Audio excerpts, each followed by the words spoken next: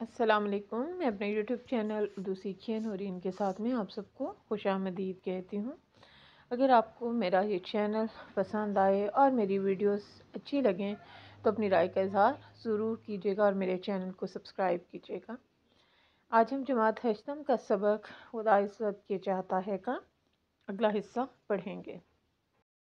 دن ڈھل چکا تھا۔ اس نے زخمی گھوڑے کی باگ ہاتھ میں لی، یعنی رسی ہاتھ میں تھامی اور اسے چلاتا ہوا پیادہ پا آگے بڑھا۔ پیادہ پا پیدل جھاڑیوں میں الجھتا، یعنی پریشان ہوتا، گھنے درختوں کے درمیان اپنا راستہ بناتا، جنگل کے خون خوار جانوروں کی دھاڑ چنگھاڑ سنتا۔ خون خوار یعنی خون پینے والے، دھاڑ چنگھاڑ چیخیں، ان سے بچتا بچاتا یعنی محفوظ ہوتا وہ آگے بڑھتا گیا۔ اس نے 2 دن اور 2 راتیں سفر میں گزاری اور بالآخر یعنی آخر کار جنگل سے باہر آنے میں کامیاب ہو گیا۔ اس دوران اس نے کچھ کھایا پیا نہ تھا۔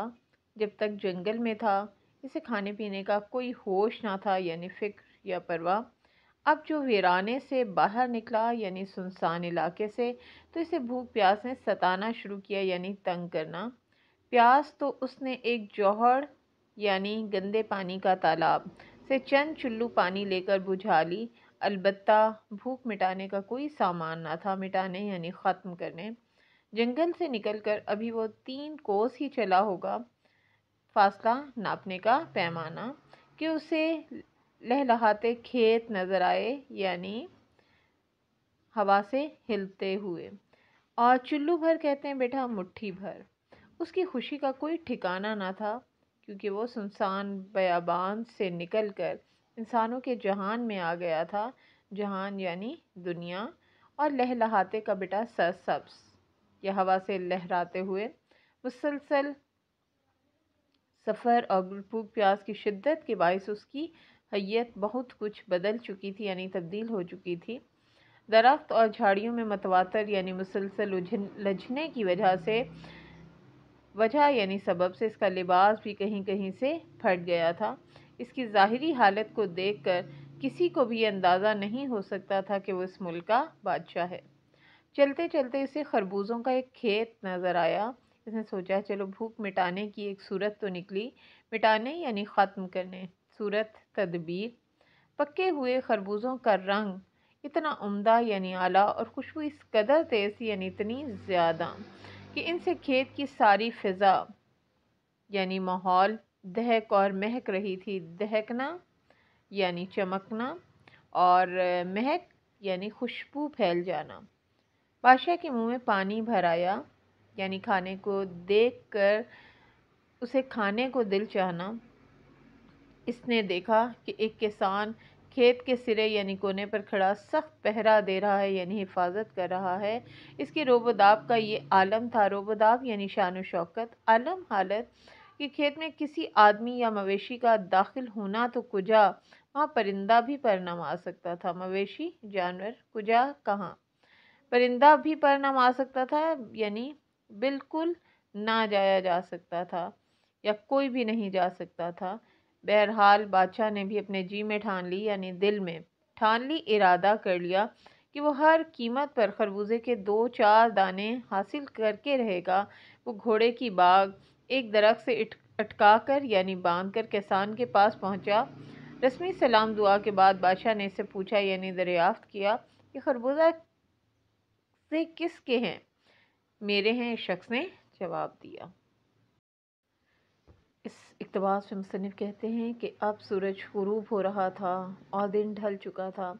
اس نے یعنی بادشاہ نے زخمی گھوڑے کی باگ ہاتھ میں لی، یعنی گھوڑے کی رسی کو اپنے ہاتھ میں پکڑا، اور وہ گھوڑا جس کی ٹانگیں بری طرح زخمی ہو چکی تھیں اور کانٹے بھرے جنگل سے دوڑتے دوڑتے وہ شدید زخمی ہو چکا تھا، اس کے لیے چلنا پھرنا بہت مشکل ہو رہا تھا، تو بادشاہ نے اس گھوڑے کی باگ کو، اس کی رسی کو تھاما اور خود پیدل ہی آگے بڑھنے لگا، کیونکہ گھوڑا زخمی تھا، اس لیے وہ اس پر بیٹھ کر اسے تکلیف نہیں دینا چاہتا تھا۔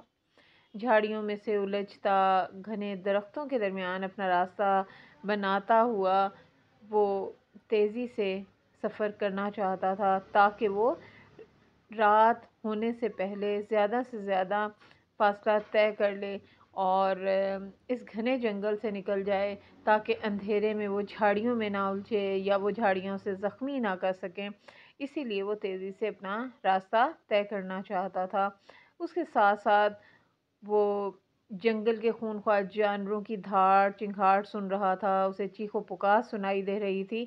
اس کی وجہ سے بھی وہ کافی خوفزدہ تھا کہ وہ خونخوار جانور شیر، چیتا اور بھیڑیے جو کہ آس پاس جنگل میں گھوم رہے ہیں اور کوئی پتہ نہیں وہ کہاں سے نکل آئیں اور اسے زخمی کر دیں یا وہ جانور اس کی موت کا سبب بن جائیں۔ وہ اس خوف کی کیفیت میں ان کی چیخیں سنتا ہوا اپنے آپ کو بچاتا ہوا تیزی سے آگے بڑھ رہا تھا تاکہ وہ ان خونخوار جانوروں سے محفوظ رہ سکے اور زندہ سلامت اپنوں میں پہنچ سکے، اپنے محل میں پہنچ سکے۔ اور اسی خوف کی کیفیت میں اس نے 2 دن اور 2 راتیں سفر میں گزاری اور آخر کار اللہ کے فضل و کرم سے وہ جنگل سے باہر نکلنے میں کامیاب ہو گیا۔ لیکن یہ 2 دن اور 2 راتیں ناقابل برداشت تھیں اور نہایت خوف کی حالت میں اس نے یہ دن گزارے تھے، اس لیے وہ نہ تو اس خوف کی کیفیت میں اسے کھانے کا ہوش تھا اور نہ ہی پینے کا ہوش تھا۔ وہ صرف تیزی کے ساتھ اپنی زندگی بچاتے ہوئے اس جنگل سے نکل جانا چاہتا تھا اور اس دوران اس نے نہ کچھ کھایا نہ پیا کیونکہ اس کی بھوک پیاس اڑ چکی تھی۔ جب تک جنگل میں تھا اسے کھانے پینے کی کوئی ہوش نہیں تھی، کوئی فکر نہیں تھی۔ اب جب وہ ویرانے سے باہر نکلا، سنسان علاقے سے باہر نکلا تو بھوک پیاس نے بھی اسے ستانا شروع کر دیا، اسے تنگ کرنا شروع کر دیا۔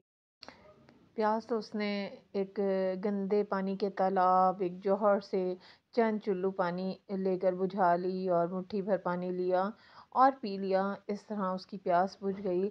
البتہ بھوک مٹانے کا کوئی سامان نہ تھا، اسے سمجھ نہیں آ رہی تھی کس طریقے سے وہ اپنے پیٹ کی آگ کو بجھائے، کس طرح اپنی بھوک مٹائے اور سکون حاصل کرے، کیونکہ وہ 2 دن 2 راتوں سے بھوکا پیاسا سفر کر رہا تھا اور جنگل سے نکل کر ابھی وہ 3 کوس ہی چلا ہوگا کہ اسے لہلہاتے سرسبز کھیت دکھائی دیے تو اس کی خوشی کا کوئی ٹھکانہ نہ رہا۔ اسے سمجھ نہیں آ رہی تھی کہ وہ رب کا شکر کیسے ادا کرے، کیونکہ وہ سنسان بیابان سے نکل کر انسانوں کی دنیا میں آ گیا تھا جہاں پر رونق تھی، جہاں پر زندگی کا احساس تھا اور جہاں پر تحفظ کا احساس تھا، اور اسے لگ رہا تھا کہ وہ جہنم سے نکل کر جنت میں آ گیا ہے۔ اور مسلسل سفر اور بھوک پیاس کی شدت کے باعث اس کی حالت تبدیل ہو چکی تھی اور وہ دکھنے میں اور اس کے حلیے سے، اس کے انداز سے بالکل نہیں لگ رہا تھا کہ وہ کوئی بادشاہ ہے۔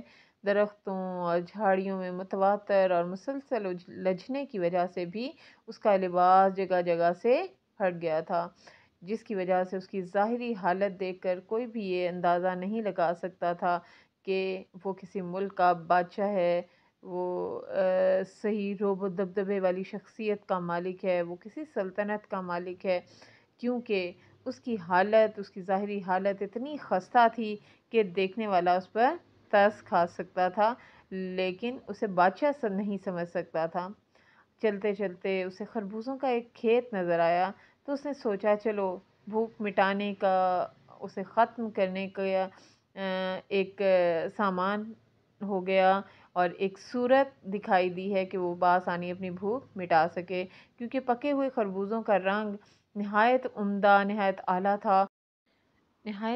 تھا اور خوشبو اس قدر تیز تھی کہ ان سے کھیت کی ساری فضا دہک اور مہک رہی تھی اور تمام ماحول بہت خوبصورت دکھائی دے رہا تھا اور خربوزوں کی خوشبو دور دور تک پھیلی ہوئی تھی۔ بادشاہ کے منہ میں پانی بھر آیا اور اس کا بس نہ چل رہا تھا کہ وہ فوراً سے خربوزے لے اور انہیں کھا کر اپنی پیٹ کی آگ بجھا سکے، اپنی بھوک مٹا سکے۔ اس نے دیکھا کہ کسان کھیت کے سرے پر کھڑا ہے اور سخت پہرا دے رہا ہے اور اس کی حفاظت کر رہا ہے۔ اس کے روب و دبدبے، اس کی شان و شوکت کا یہ عالم تھا کہ کھیت میں کسی آدمی یا مویشی کا داخل ہونے کا کوئی امکان نہیں تھا، اور آدمی یا مویشی تو دور کی بات ہے، وہ اتنا سخت تھا کہ وہاں پر کوئی پرندہ بھی پر نہ مار سکتا تھا، یا کسی میں اتنی جرت نہ تھی کہ اس کے کھیتوں میں قدم رکھ سکتا۔ بہرحال بادشاہ نے بھی اپنے جی میں ٹھان لی، پختہ ارادہ کر لیا کہ کچھ بھی ہو جائے وہ ہر قیمت پر اس سے خربوزوں کے 2 4 دانے حاصل کر کے ہی رہے گا۔ اور وہ گھوڑے کی باگ ایک درخت سے اٹکا کر اور باندھ کر کسان کے پاس پہنچا۔ اسے رسمی سلام دعا کے بعد بادشاہ نے اس کا حال احوال پوچھا اور اسے دریافت کیا کہ یہ خربوزے کس کے ہیں، تو اس کسان نے جواب دیا کہ یہ میرے خربوزے میرے ہیں اور یہ میرا کھیت ہے۔ امید کرتی ہوں میری چھوٹی سی کاوش آپ سب کو پسند آئی ہوگی، اور اس طرح پڑھا کر ہم اپنے طلباء و طالبات کے لیے آسانیاں فراہم کر سکتے ہیں اور بآسانی انہیں سبق کے اہم نکات یاد کروا سکتے ہیں۔ شکریہ۔